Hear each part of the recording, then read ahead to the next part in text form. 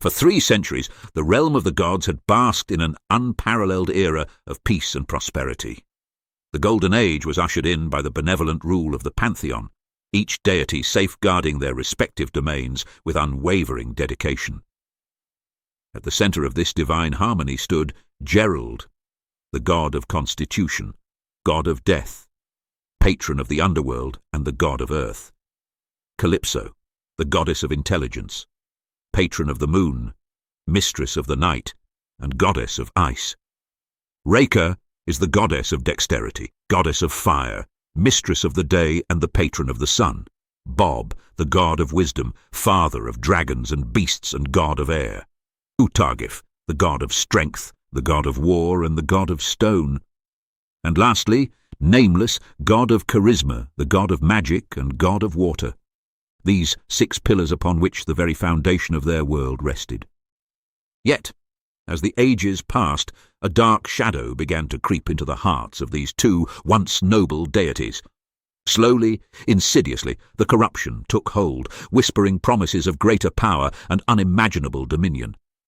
Gerald, once the steadfast protector of order, found himself drawn to the allure of absolute control. Calypso, the embodiment of wisdom, succumbed to a bitter resentment towards her fellow gods, whose light she felt eclipsed her own. The revenge she was never granted remains unsatisfied. As the corruption festered, the 2 began to weave a sinister plot, their once pure intentions twisted into a web of deceit and treachery.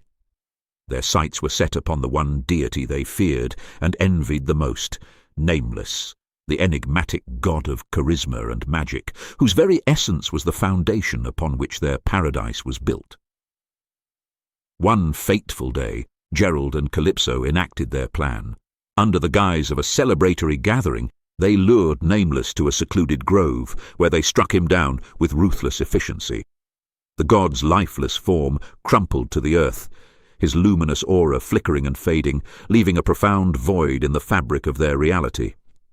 With Nameless gone, the corrupted deities turned their attention to Reka, the passionate goddess of fire. Driven by a thirst for vengeance and a desire to erase the last vestiges of the old order, they conspired to destroy the very source of all magic in their realm, the great tree that stood at the heart of their world. Reka, sensing the impending doom, fought with every ounce of her considerable power, unleashing torrents of flame in a desperate attempt to protect the sacred tree. But her efforts were in vain, for Gerald and Calypso had grown too powerful, their corruption fueling their relentless assault. With a final, agonizing scream, Reka watched helplessly as the flames she had once wielded consumed the great tree, reducing it to cinders. The destruction of the tree shook the very foundations of the divine realm, sending shockwaves that reverberated through the mortal world below. The once vibrant landscape was plunged into a state of chaos as the well of magic that had sustained all life began to dwindle. Storms raged, the earth trembled, and the very fabric of reality seemed to unravel. Amidst the turmoil, the remaining gods found themselves irrevocably changed. Utagif, the god of strength and war, refused to submit to the corrupted rule of Gerald and Calypso. With a roar of defiance, he engaged the 2 in an eternal battle, determined to protect what little good remained in their world. Calypso, racked with a sudden surge of remorse and grief, could no longer bear the weight of her actions. Overwhelmed by the consequences of her betrayal, she fled from the heavens, choosing to hide among the mortals below, where she might find solace in the anonymity of their simple lives. Bob, the wise father of dragons, had long been a voice of reason and restraint within the Pantheon. But now, sickened by the chaos that had consumed his kin, he made the agonizing decision to abandon his godhood altogether. Transforming into a mighty dragon, he retreated to the deepest reaches of the mortal realm, where he could oversee his beloved beasts and escape the madness that had engulfed his once peaceful world. And Gerald, the once noble god of constitution, found himself irrevocably split in 2. The corrupted side of him, fueled by ambition and a thirst for power, had assumed dominion over the realm, claiming the mantle of the god. Yet a small part of him, the last remnant of his former self, clung to the light, weakened but determined to find a way to restore balance to the world. As the mortal realm below suffered the consequences of the gods' turmoil, the chasm created by Nameless's fallen form became a gaping wound in the earth. From this abyss, a well of pure magic sprung forth, pouring into the ocean, the last vestige of the mystical essence that had once flowed freely through the world. Yet, even this wellspring was finite, destined to slowly deplete as the corruption of the gods continued to ravage the land.